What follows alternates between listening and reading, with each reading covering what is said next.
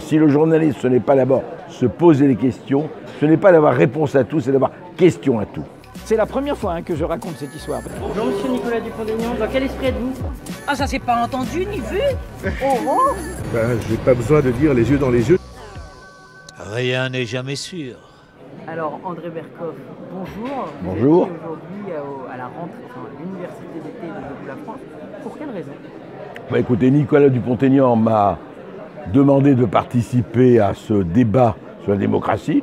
Je ne fais pas partie de Debout la France, je ne fais d'ailleurs partie d'aucun parti politique, mais j'ai trouvé intéressant et un débat sur la démocratie et un débat sur les institutions, sur ce qui se passe en France. Moi j'aime bien débattre, je n'ai pas de problème pour aller débattre dans tous les spectres de l'horizon politique ou du tableau politique, que je suis venu avec plaisir. Et justement, vous êtes un polémiste. Oui. Vous faites la polémique régulièrement pour divers propos, notamment, je pense à Mamadou Gassama, sur une possible théorie du complot, sur les terroristes. Non, juste Mamadou Gassama, j'ai parlé de quelque chose de très précis, évidemment, qui a été retranscrit, c'est que j'ai dit que je doutais de la chute du bébé.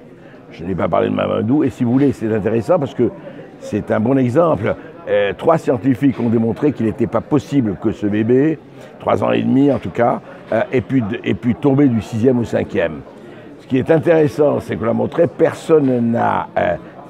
on a dit non, on n'en parle pas, et il y a eu l'omerta. Donc moi j'aime bien aussi polémiquer, mais aussi se poser des questions. Si le journaliste, ce n'est pas d'abord se poser des questions, ce n'est pas d'avoir réponse à tout, c'est d'avoir question à tout. Voilà. Pour vous, c'est quoi un bon journaliste? Un journaliste qui pose les questions que les gens se posent ou qui pose les questions que lui-même se pose? Pour moi, c'est un bon journaliste, c'est celui qui voit une réalité, qui se dit ce que j'entends, ok, mais je voudrais aller enquêter par moi-même et vérifier par moi-même. Un journaliste, vous savez, Albert Londres, qui est le grand-père du journalisme, disait il faut porter la plume dans la plaie. Enfin, la plume, à l'époque, c'était la presse écrite.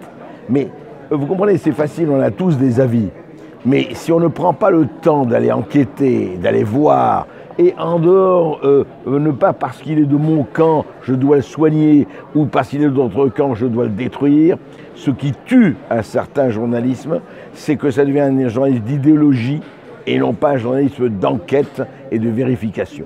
Pour moi, c'est ça le journalisme, c'est l'enquête, la vérification, la mise en perspective, sans préjugés idéologiques, quels qu'ils soient. Et vous êtes plus quoi? Vous êtes plus journaliste, vous êtes plus polémiste, éditorialiste, vous vous positionnez où? Alors aujourd'hui, j'ai été journaliste pendant très longtemps. Aujourd'hui, je suis plus éditorialiste et polémiste que journaliste.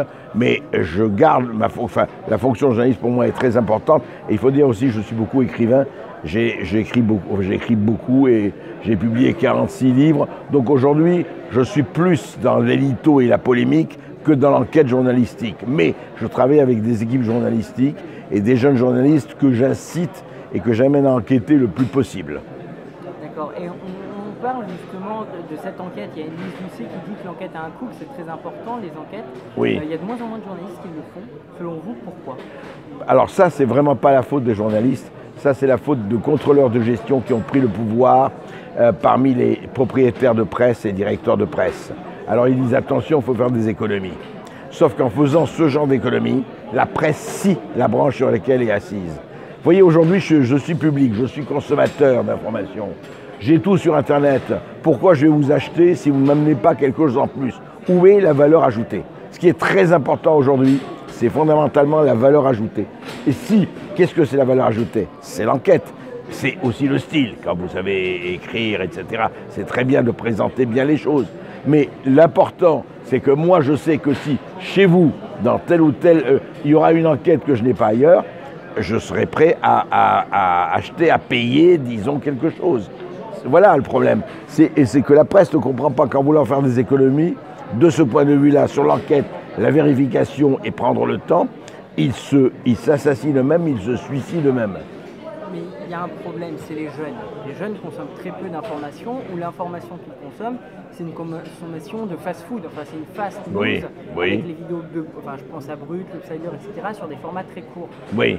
Mais pourtant, il y a des formats d'enquête sur des formats très courts. Bien sûr. Mais comment inciter la jeunesse, ma génération par exemple, Oui, oui. à lire des enquêtes du Monde, à lire des enquêtes de l'Express, etc., etc. Je dirais que moi, j'inciterais vraiment votre génération à lire des livres d'abord. Honnêtement, aujourd'hui, l'information véritable, profonde, ce n'est pas perdre son temps, on gagne son temps de ce point de vue à le perdre, à soi-disant le perdre en lisant des livres. Aujourd'hui, pour moi, l'information la plus importante, je ne parle pas de l'information de l'actualité brûlante, se trouve dans les livres. Si vous voulez comprendre la signification profonde, économique, sociale, politique et autres, lisez des livres. Après ça, évidemment, il y a des magazines qui font très bien et des journaux qui font très bien leur boulot, c'est pas le problème. Mais le problème, c'est de se dire, il faut prendre le temps de lire. Après, vous savez, on dit toujours, ah oui, mais non, c'est terrible. C'est pas vrai. Il y a encore 50 ans ou 100 ans, la presse était 3 000, 5 000, 10 000 personnes. Après, il y a eu effectivement le temps de François, le temps de tout ça, il y avait 1,5 million d'exemplaires. Ce qui est impensable aujourd'hui. Le journal écrit le plus important, c'est 300 000 exemplaires, c'est vrai. Alors après, vous avez raison de poser le problème, c'est la volonté de chacun. Ou vous avez envie d'être un journaliste, enfin pour ceux, et vous documentez, vous prenez le temps, ou pas. Mais ça, c'est du ressort de chacun. Et dans votre définition du journaliste, oui. Qui est pour vous le meilleur journaliste en France actuellement? Ou les meilleurs? Non, je pense qu'il y a beaucoup de gens qui font très bien leur boulot.